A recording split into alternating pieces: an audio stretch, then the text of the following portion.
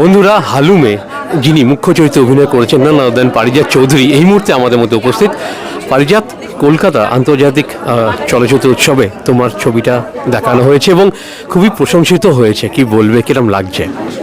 যখনই কোনো কাজ করা হয় এবং তার যখন প্রশংসা পাই আমরা, কারণ আমরা তো অভিনয়টাকে ভীষণ ভালোবেসে করি এবং তাই অভিনেত্রী হিসাবে যখন দর্শকদের কাছ থেকে সেই ভ্যালিডেশনটা পাই যে তুমি ভালো অভিনয় করেছো বা তুমি পেয়েছো, সেইটার থেকে আনন্দের তো আর কিছু হতে পারে না। তাই খুবই ভালো লাগছে যে হালুম আপনাদের সবার পছন্দ হয়েছে। যদিও একটাই স্ক্রিনিং হয়েছে হালুমের, 13 তারিখ আরেকটা স্ক্রিনিং আছে 13ই নভেম্বর রাধা স্টুডিওতে সন্ধ্যে 6:30টায়। তারপরে রাজাদা তো বলছে অবশ্যই রিলিজ হবে, তাই যখন রিলিজ হবে আপনারা দেখবেন এবং জানাবেন কেমন লাগলো। তোমার চরিত্র নিয়ে একটু যদি আমাদের দর্শকদের একটু বলে দাও।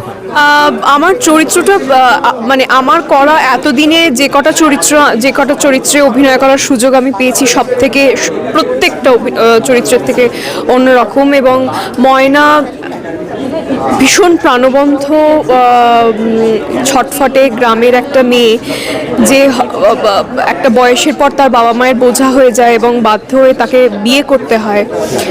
তার বাবা মাকে খুব হয় না, মানে ভীষণ ভীষণ গরিব একটা পরিবার যখন তার সন্তানকে বোঝা মনে করে, খুব না চাইতেও বোঝা মনে করে, তাকে যখন বিয়ে দিয়ে দেয় এবং বিয়েও দেয় একজন মদমাতালের সাথে, সে কোথাও গিয়ে ঘৃণা করতে করতেও কোথাও তাকে ভালোবেসে ফেলে অজান্তেই। এবং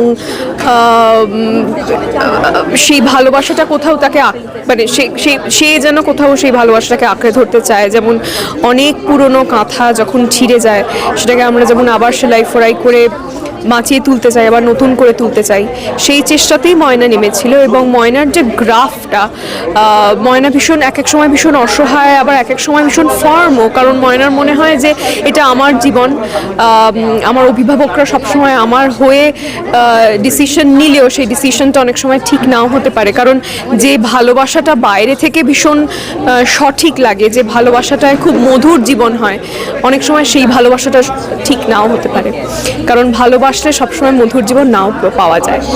তো কতটা রিসার্চ মানে ওরিয়েন্টেড ছিল এই চরিত্রটা?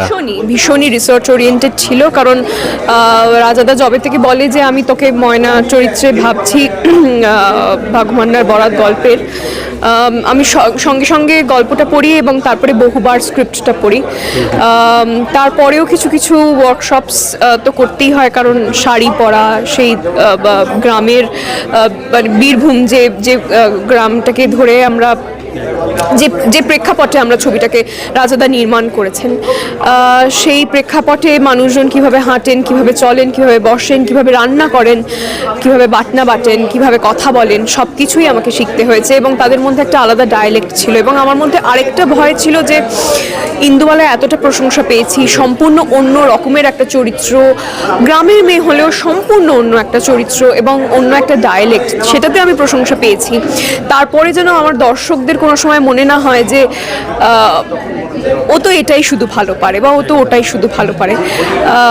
তাই আমি আপ্রাণ চেষ্টা করেছি যে বাংলা ভাষাটাও আমি যেভাবে ভালো বলতে পেরেছি, যাতে আমি বীরভূমের ভাষাটাও সেভাবেই ভালো বলতে পারি। আর যেতে এই মুহূর্তে যে সমস্ত দর্শক আমাদের চ্যানেলের মাধ্যমে তোমাকে দেখছে বা শুনছে, তাদের উদ্দেশ্যে কি বলতে চাইবে? আমি তো সবসময়ই বলবো যে যেভাবে আপনারা আমাদের এত ভালোবাসা দিচ্ছেন, এতগুলো বছর ধরে, এতগুলো দিন ধরে নিঃস্বার্থভাবে, ঠিক সেভাবেই আমাদের ভালোবাসবেন। এবং হালুম খুব শিগগিরই টাচউড আপনাদের নিকটবর্তী প্রেক্ষাগৃহে আসবে। তাই আপনারা যদি কলকাতা ইন্টারন্যাশনাল ফিল্ম ফেস্টিভ্যালে এসে দেখেন 13 তারিখ সন্ধ্যে 6:30টায় রাধা স্টুডিওতে, তাহলে তো এর থেকে আনন্দের আর কিছু হতে পারে না। কিন্তু তারপরে রাজাদা এবং আমরা সবাই মিলে আপ্রাণ চেষ্টা করব যে আপনাদের কাছে আপনাদের সুবিধা অনুযায়ী এই সিনেমাটাকে পৌঁছে দেওয়ার। তখন তো আপনাদের দেখতেই হবে, আপনাদের আর কোনো অপশন নেই। অসংখ্য ধন্যবাদ কথা বলার জন্য। Thank you.